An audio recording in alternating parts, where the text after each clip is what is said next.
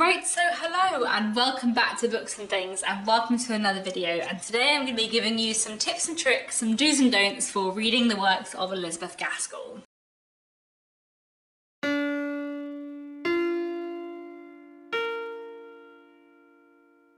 So, Elizabeth Gaskell is one of my favourite authors of all time. She's probably my joint second favourite author with Jane Austen, after Charles Dickens.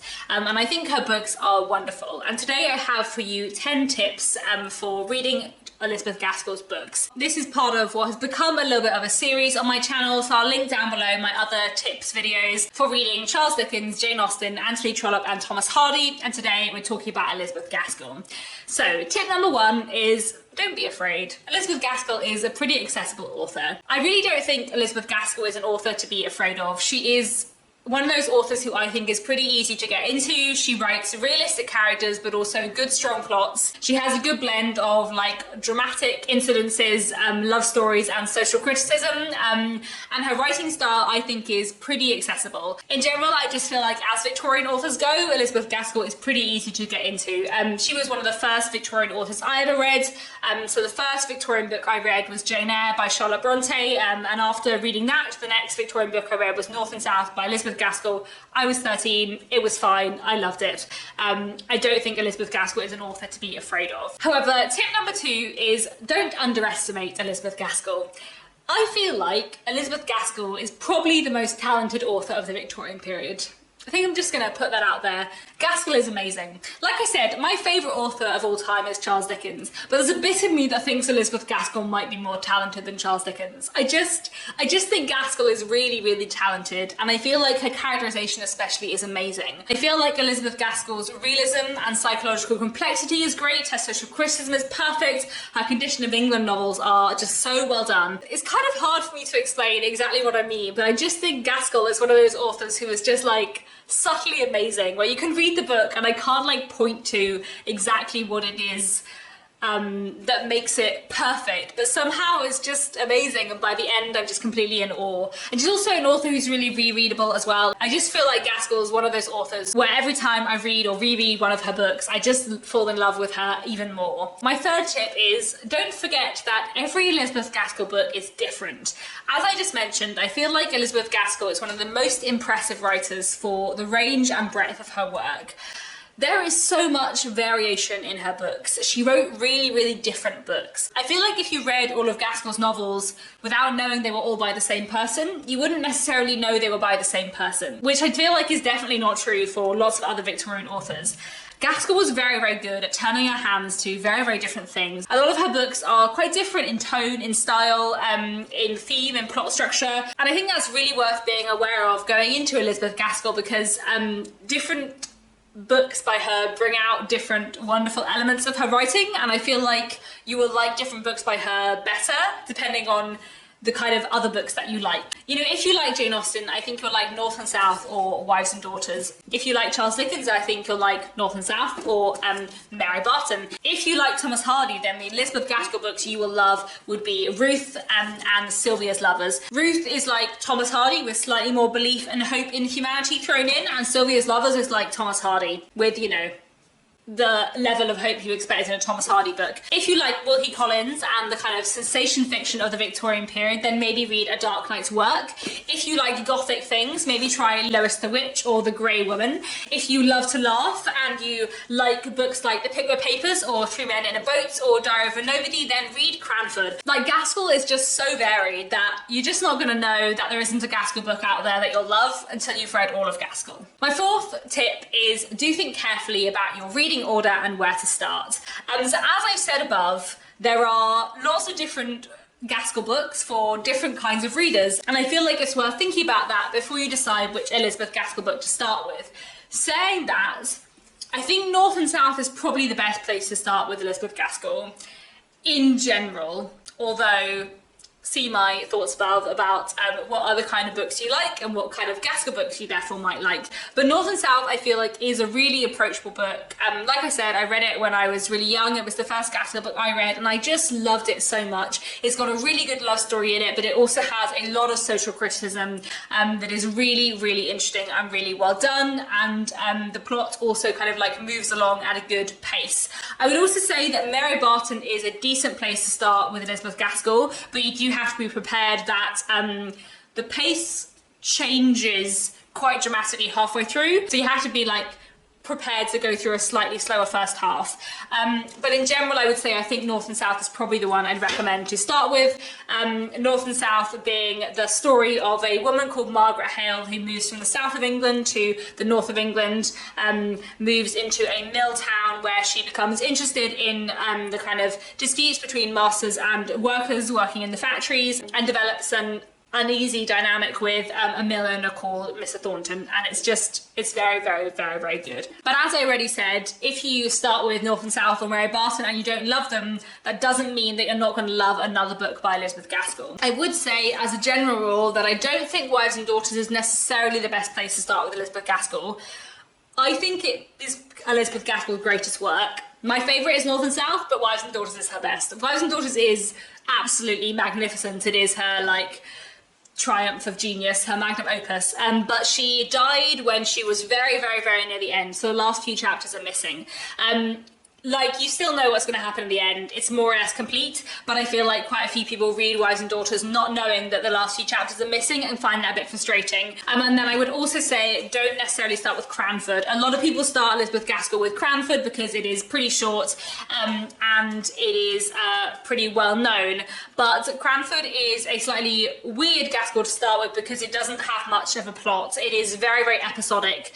Like the Paper Papers, like Three Men in a Boat, like Diary of a Nobody. It's not a book that has a through plot exactly. It's more of a series of episodes and occurrences where a younger woman is observing various doings of older ladies in a small town. I love Cranford, it's fantastic, but it doesn't really have a plot, and I feel like quite a lot of people start with Cranford and are a bit confused. So if you think that's going to bother you, then don't start with Cranford. North and South is, in general, as I said, the place I would recommend starting with Elizabeth Gaskell. Tip number 5 is don't neglect her shorter works.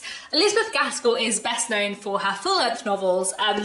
Usually when her full-length novels are named, the list given is Mary Barton, Ruth, North and South, Sylvia's Lovers, and Wives and Daughters. Sometimes Cranford is included in that list too, though Cranford is more novella length.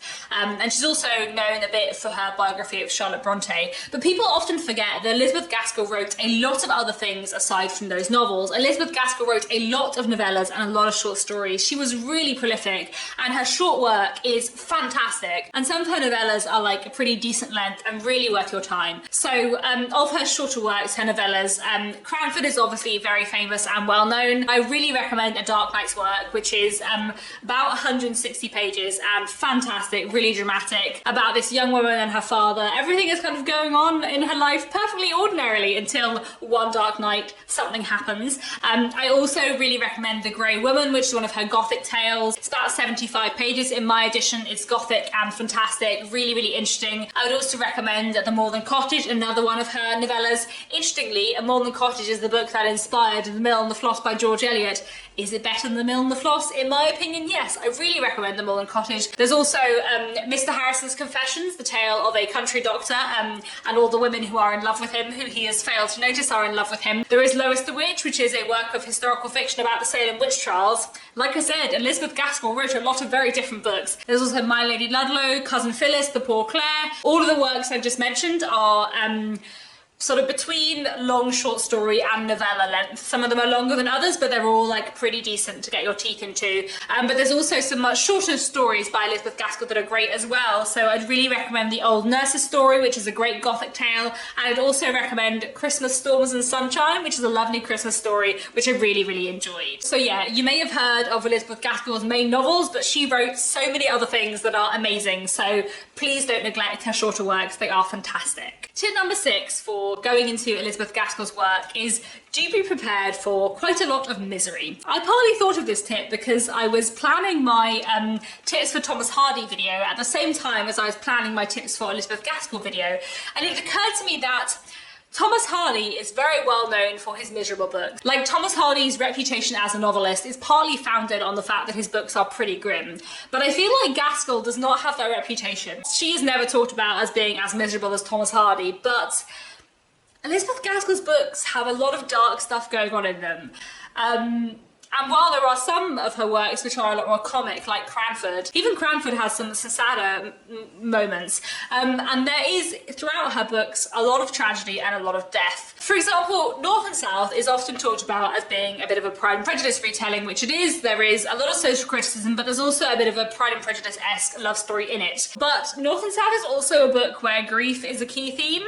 The initial working title, before it got called North and South, was Death and Variations, which I feel tells you quite a lot about North and South. It is not a cheerful book. And Gaskell writes wonderfully in a lot of her books about death, about grief, about grueling poverty, about the position of people who are outcast from society. And I feel like that might be a slight surprise to people going into Gaskell. So I feel like that is definitely something to bear in mind and think about when going into Gaskell's works. Tip number 7 is do trust Gaskell to get the story going when she needs to. So there are kind of a couple of elements to this tip. One is that I think there are a few of Gaskell's books which take a little while to get going, or where it might feel like the setup is going on for a while. And then there are also quite a few Gaskell books where there is a very big midpoint twist, or like there was a very big turn in the story in the middle of the book. Gaskell will always surprise you. She is fantastic at putting in like a wonderful twist or turn here or there. So like, just bear with Elizabeth Gaskell's books always. If things feel slow, it won't be slow for long. If you feel like the plot hasn't got going, it will get going. Like, just trust Elizabeth Gaskell and see where the plot takes you. I promise it will be worth it. Tip number 8 is don't be afraid of the dialect and the slang. So there are a few of Elizabeth Gaskell's books where characters speaking in dialogue speak quite a lot in dialect or use slang or unfamiliar words that you might not know. This is definitely not the case in all of her books. I think this is most the case in Sylvia's Lovers, Mary Barton and North and South. Sylvia's Lovers is the only one where I remember finding the dialect slightly difficult. North and South and Mary Barton, there is dialect, but it is not too hard. There will be some slang and some unfamiliar words, so it is worth like reading a good edition, you know, Penguin Classics or whatever, that might have endnotes or footnotes for you to look at if you need to check a word. In general, I'm not someone who always recommends reading the notes in the back of the book when you're reading classics, because I think it can really pull you out the story, but every now and then it might be useful for these books. To be honest though, I feel like the main thing you need to know for North and South and Mary Barton is that the verb to clem means to starve. I mean, I feel like that makes things sound very, very grim, but I feel like that is the one bit of slang in those two books that you just wouldn't have any way of knowing what it meant, and which is quite important. Mary Barton and North and South, I don't really remember having much trouble with the dialect, though there is a bit of it. Sylvia's Lovers, I feel like I did find harder, and I feel like I remember having to read certain passages out loud to work out exactly what the characters were saying, which I feel like would work well if you're in the UK and you know what different regional accents are in the UK, and you can therefore understand the regional accent that Elizabeth Gaskell is trying to recreate in Sylvia's Lovers. If you're not from the UK though, I imagine it's still harder, so that's just worth knowing before going into Sylvia's Lovers. It is a fantastic Gaskell book, but it probably is the least accessible of her books because of that, so do be aware of that. Then my final 9th and 10th tip are the same as they have been for the other authors I've been doing in this series, because I just think these are good tips for reading all classics. Tip number 9 is do try Elizabeth Gaskell's books on audiobook. Elizabeth Gaskell is an author who works really well on audiobook. Like many Victorian writers, she wrote her books expecting people to read them aloud, and there are a couple of audiobooks in particular that I would really like to recommend. So there is a great audiobook of North and South by Juliet Stevenson. There's a fantastic audiobook of Wives and Daughters by Prunella Scales, which I've listened to quite a few times, and I just absolutely love it. I think I once read it twice within 1 year. It's so good. There's also a great audiobook of Elizabeth Gaskell's Gothic Tales, which I think includes The Grey Woman and Lois the Witch, and The Poor Clare, and The Old Nurse's Story, and various others. That's a really good audiobook that I would really recommend. That was our Victober group read a few years ago, and I really recommend that. And I'm sure there are a lot of other great Gaskell audiobooks out there.